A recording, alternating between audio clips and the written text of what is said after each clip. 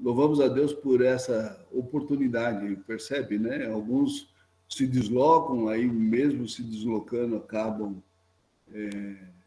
pegando um pedaço, né? Agora chega num outro lugar, né? E pode ouvir com mais tranquilidade. Então, tudo isso é graça de Deus, são tecnologias que estão à nossa disposição, né? E que, nesse momento, né, nessa pausa musical, né, do nosso dia, se assim nós podemos dizer, né, possamos ouvir o Senhor, né? Então, que Deus abençoe, Renata. Fique à vontade e que o Espírito Santo fale conosco através da sua vida. Deus te abençoe.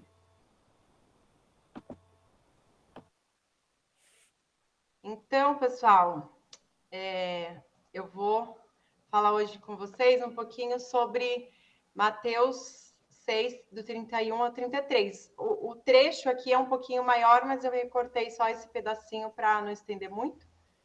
É uma passagem muito conhecida, né?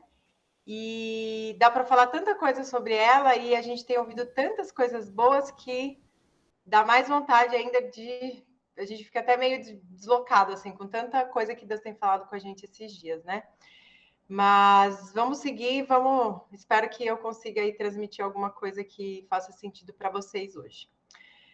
Mateus 6,31, então, portanto, não se preocupem dizendo o que vamos comer, ou o que vamos beber, ou o que vamos vestir, pois os pagãos é que correm atrás dessas coisas, mas o Pai Celestial sabe que vocês precisam delas. Busquem, pois, em primeiro lugar o reino de Deus e a sua justiça, e todas essas coisas lhes serão acrescentadas.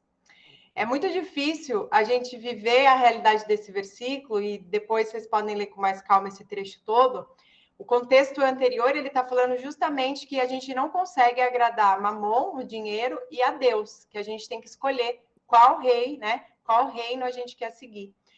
E nessa sociedade hoje que a gente vive, é muito difícil a gente tem que todo tempo estar se relembrando sobre isso, na verdade, porque a gente todo tempo chamado a se preocupar, e preocupar significa você se ocupar com antecedência por isso, né? Por essas coisas, pelo que a gente vai comer, pelo que a gente vai vestir. E isso aqui, gente, comer, vestir, beber, é basicamente coisas que a gente precisa para a nossa sobrevivência. Então, ele está falando que não é nem para a gente se preocupar com isso. Imagina que a gente se preocupa com muito mais, né? A gente se preocupa com o sapato, que não vai combinar com a blusa, enfim, ou com o carro, que está um pouquinho velho, ano 2018, enfim. A gente está preocupado com muitas coisas, né? E Deus está falando: olha, o que vocês vão comer, o que vocês vão vestir, não se preocupem com essas coisas. E aí, então, eu queria colocar aqui, né, o que a gente hoje, na verdade, às vezes é influenciado por uma mentalidade de sucesso que não tem a ver com o reino de Deus, né? Então, quando a gente pensa um homem de sucesso, né, uma mulher de sucesso, o que será que a gente pensa, né? Qual será que é o que remete nossa mente ao sucesso, né? Então, falando sobre todas essas coisas, né, que a gente se ocupa, a gente vai para essa realidade de preocupação, de querer muitas coisas.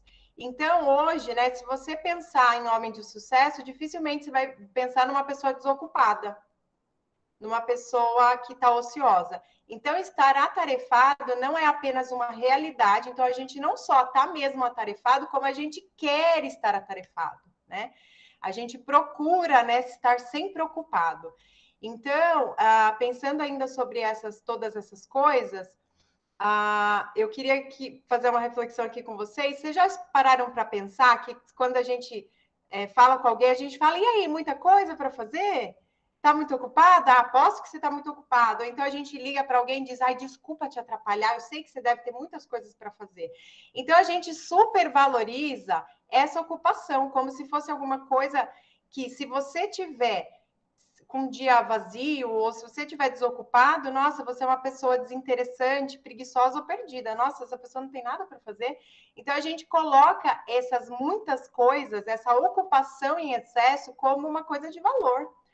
É como se a gente precisasse estar ocupado para ser uma pessoa útil, para ser uma pessoa importante, para ser alguma pessoa que é bem-sucedida, né? Só que, ao mesmo tempo, então, que a gente tem essa demanda por estar ocupado, a gente, às vezes, está cheio de coisa para fazer e, mesmo assim, nós sentimos um grande vazio espiritual, uma incompletude na nossa alma, né? Isso aqui, essa base que eu estou usando é do Henry Nouwen, daquele livro Espaço para Deus. Ele fala muito sobre isso. Toda vez que eu leio, né, de tempos em tempos eu retomo essa leitura e eu sempre vejo que faz muito sentido para mim. Ele escreveu isso na década de 80, né? Depois eu posso até compartilhar o livro com vocês, eu tenho ele em PDF. Mas, nossa, toda vez que eu leio, eu fico, assim, impressionada como faz sentido para mim. E aí, o que ele traz, então, né? Que Jesus não quer nos tirar do mundo, das muitas atividades, dos muitos eventos, né? Então, não quer dizer que a gente tem que ir para esse lugar espiritual, esse retiro espiritual, vou para o monte, né? Vou virar monge. Não, não é isso. Mas Jesus quer nos levar a uma mudança de coração. É ali que Deus faz tudo ser novo, mesmo sendo igual. E a única forma da gente alcançar isso é através de um tempo para Deus, de um espaço para Deus, que seria esse espaço para devoção. A Elaine mencionou em algum momento, né, que nós temos 90, acho que é 92, 90 porções de 15 minutos no nosso dia, né? Será que a gente tem conseguido separar 15 minutos para, né, ler a Bíblia, para meditar na palavra de Deus, pensar, fazer orações, né? Será que a gente tem conseguido separar esse tempo?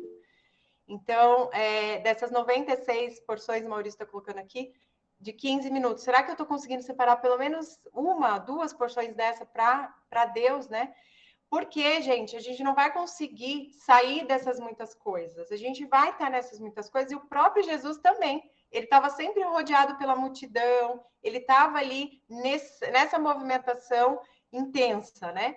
Mas ele fazia aquelas retiradas, e a gente precisa também fazer essa retirada, né? E sair desse lugar de muitas coisas para ir para um lugar de uma coisa só, que é Deus. E daí, as outras coisas, elas vão existir, a gente vai continuar nelas, mas a prioridade vai ser essa uma coisa, né? Esse lugar em Deus. E aí, eu queria, por fim, trazer aqui o exemplo da Marta, que eu acho que faz um pouco de sentido. Aqui não é um exemplo do Henry Nouwen, né? Mas é uma coisa que me fez pensar através do Espaço para Deus, que é a realidade de Marta. Gente, se tem uma pessoa com quem eu me identifico na Bíblia, é a Marta. Sempre correndo, então eu sempre preciso resolver uma coisa.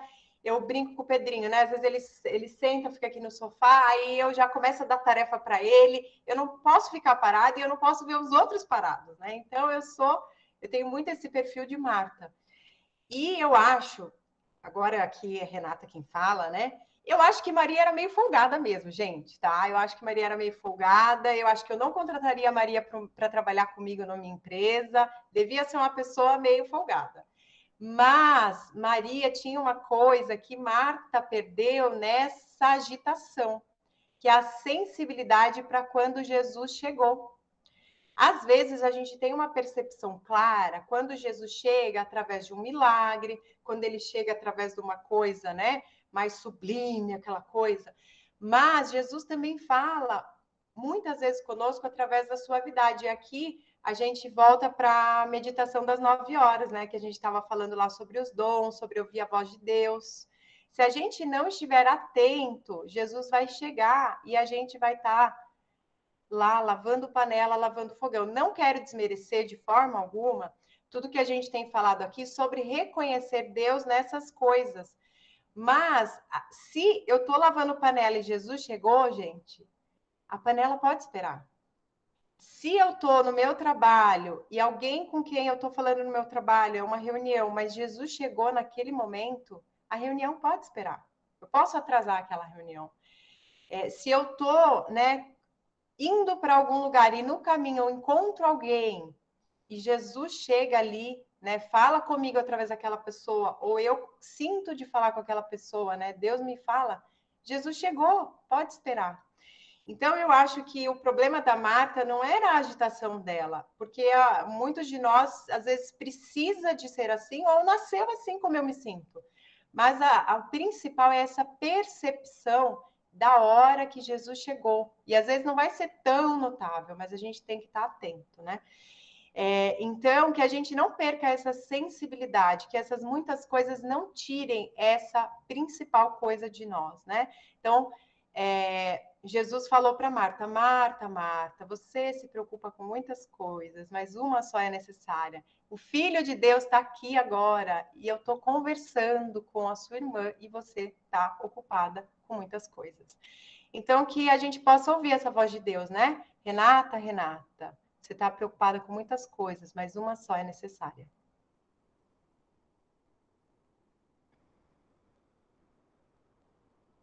É isso.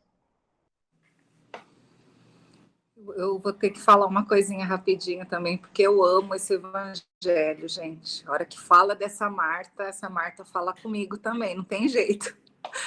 E eu me lembrei aqui de uma frase, né, que Santo Agostinho falou. Ele falou o seguinte, tem até anotado aqui na minha Bíblia, né, que a Marta, ela não escolheu o mal, né? É que a Maria escolheu o melhor. E uma outra coisa também que eu fico pensando, assim, que se a Marta não fosse quem ela foi, né, Jesus ia chegar lá, nunca ia encontrar um pão quentinho para ele, né? Graças a Deus que ela tinha essa percepção de trabalho, de tarefa, de deixar a casa arrumada, de deixar a comidinha pronta, porque Jesus gostava muito de ficar lá com eles. E certamente, quando ele chegava lá, sempre tinha um pãozinho quentinho para ele comer, uma aguinha morninha para ele lavar os pés, né? E isso daí eu não tenho dúvida de que ele chegava nessa casa, era uma casa totalmente acolhedora para ele. Mas essa questão da percepção, né? A hora que Jesus chega, tem que parar.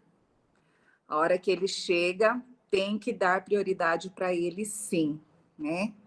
E às vezes a gente se apega nas tarefas, a gente se apega no dia a dia, a gente realmente passa batido, né? Quando vai ver, fala, ufa, nossa, hoje eu nem sentei aqui para conversar com o Senhor, né? Então, assim, essa percepção da parada é muito importante.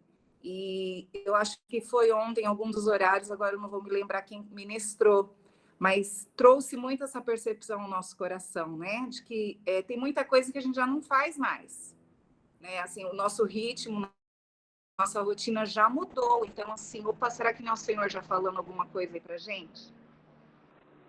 Será que o nosso dia a dia já não ficou diferente? Exatamente para a gente trazer essa percepção da parada, para trazer essa percepção da pausa, trazer essa percepção de que não precisa mais correr com tanta coisa, né? Então, eu entendo que essa pandemia, e não só a pandemia, né? Eu acho que até as coisas que o Senhor vem acrescentando assim na nossa vida, até mesmo com relação à nossa saúde, será que já não é uma mensagem assim, de Deus para falar assim, olha, não é mais para ser o que era antes, né? Então, essa percepção é muito importante, sim. Obrigada, Renata, pela contribuição. Mediante a colocação da Renata, eu fiquei meditando. Normalmente, essa correria, quem está no foco dela? O meu eu ou Jesus? Muitas vezes nós tomamos muito tempo correndo em prol de nós mesmos. Eu preciso parecer que eu sou culpado. Eu preciso parecer que eu sei fazer. Então, muitas vezes a gente muda o foco. O foco está muito centrado em nós mesmos. Eu acho que foi o que eu peguei nessa mensagem da Renata. Senhor,